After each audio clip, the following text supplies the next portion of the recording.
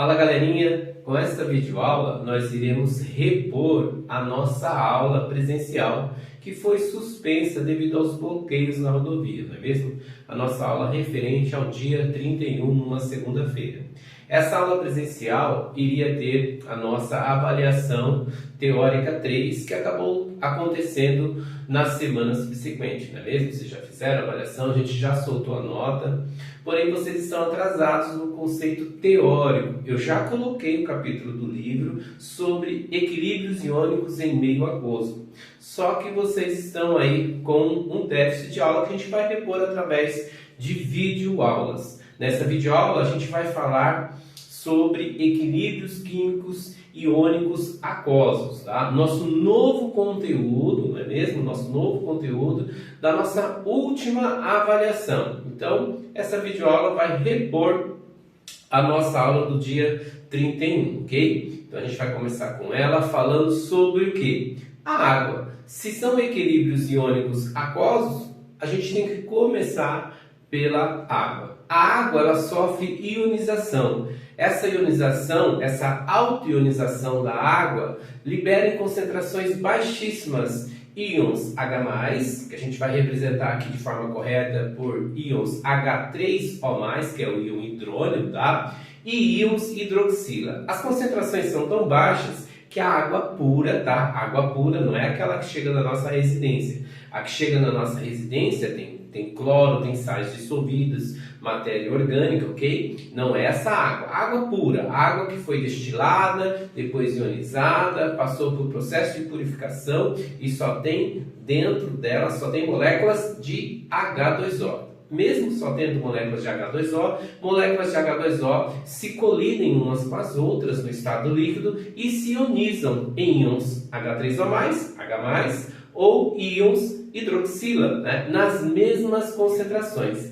A água pura, ela tem pH 7, tá? Na condição ideal, o pH dela é 7, ou seja, é um pH neutro. pH abaixo de 7 é um pH ácido. pH acima de 7 é um pH básico. Então vamos à nossa primeira videoaula de reposição da nossa aula que foi suspensa devido aos bloqueios que ocorreram, né, nas rodovias, mas que prejudicou de certa forma vocês. A gente vai estar colocando para vocês o início do nosso novo conteúdo, né? Equilíbrios iônicos aquosos. Outra coisa importante, se é equilíbrio iônico, as espécies envolvidas são íons em meio aquoso, inclusive os íons liberados da autoionização da água que a gente vai ver agora, tá? Então, o que são íons? Íons são espécies químicas carregadas, com cargas positivas, que são os cátions, ou com cargas negativas, que são ânions. Tanto os ânions como cátions são íons. Cátions é para definir aqueles íons carregados positivamente, enquanto que ânions são os íons carregados negativamente, tá? Então aqui nós temos a molécula da água reagindo com outra molécula da água, olha só, no estado líquido e formando íons, né, em meio aquoso, tá? Íons H+, que é o íon hidrônio, H3O+, e íons hidróxido ou hidroxila, que é o OH-. Aqui nós temos um cátion, aqui nós temos um ânion. Reparem na concentração. Água pura, né, com pH neutro, a concentração de H+ é 1,0 vezes 10 a menos 7. É igual à concentração de OH-, 1,0 vezes 10 a menos 7. Aqui eu abri esse número para vocês terem uma ideia do quão pequeno ele é, ó, 0,00000001. É um número muito pequeno.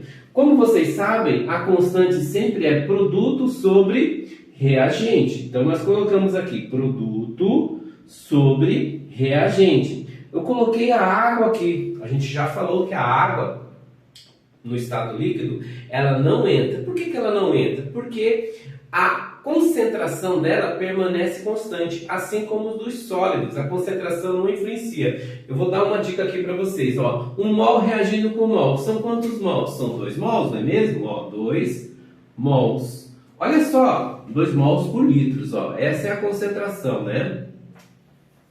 Deixa eu apagar aqui. Mol, litro a menos 1. Olha a concentração da água. 1 mol por mol, 2 mol por litro. Olha o quanto esses 2 mols liberam.